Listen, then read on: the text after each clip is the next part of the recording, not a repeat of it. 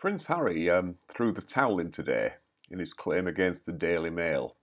But why are no defamation lawyers surprised at that? And why today? Well, firstly, I just need to take you back for half a minute to a video I did before Christmas. Now, in this particular case, the Harry case, the defence is one of opinion. Now, Harry tried to say, well, look, on the facts, no reasonable person could come to that conclusion based on the facts of what I said.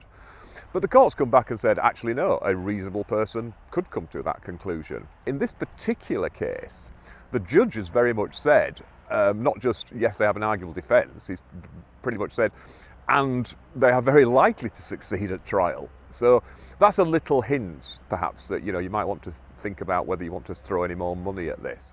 And we're back in the present day. So, you can actually watch the whole of that video. I'll put a link in the end titles. But in summary, what that hearing was about was Harry had tried what we call summary judgment and a strikeout. So that is to say, before you get to trial and you start serving disclosure and all that sort of thing, you just look at the claim and the defence.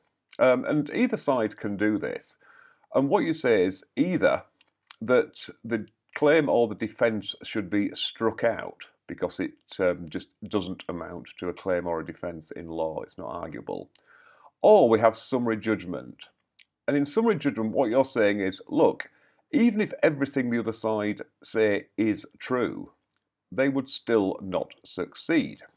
So in this particular case, Harry was suing for defamation because there was an article about his claim judicial review to try and get security. And it was whether or not he had offered to pay for that security himself. And he'd made certain statements about this. And the Daily Mail had said those statements are misleading. You've not been honest about whether you offered to pay or not. And that's what he sued on. And the paper put in a number of defences, but primarily their defence was one of opinion. They were saying, in view of the statements he made and the actual facts, that could be seen as misleading, and it's an opinion. So what were the facts needed to be proved? Well, effectively that Prince Harry had made some statements in a press release saying, I offered to pay for this and I didn't ask for it for free. But also that actually wasn't true because he had basically asked for the state to pay for his security. At the hearing, though, the judge, and I've discussed this with the videos about the post office judgments, judges have a particular way of speaking very dispassionately and objectively, but if you read between the lines as a lawyer, sometimes they can send you a very strong message. And the judge in this case did.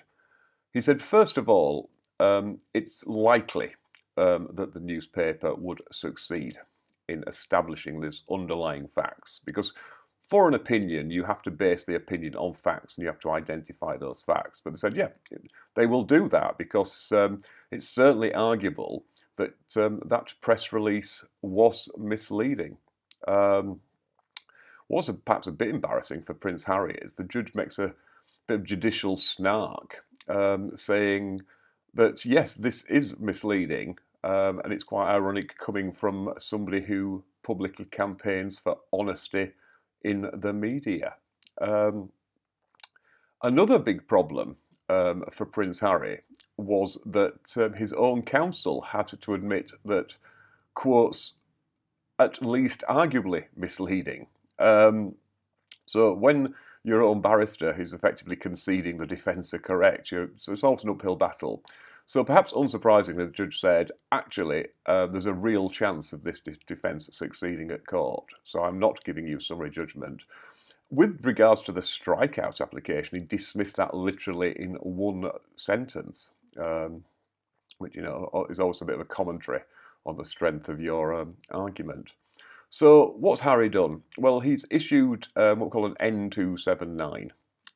That's a notice of discontinuance. It's a very simple form to fill in because you just fill in the case number and the parties and tick the I wish to discontinue all or part of this claim.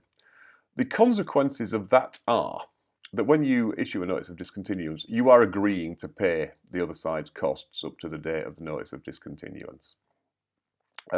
So obviously, you've got an incentive to minimise those costs, and that is why it is not surprising that notice was served today, because tomorrow this was the deadline for starting disclosure.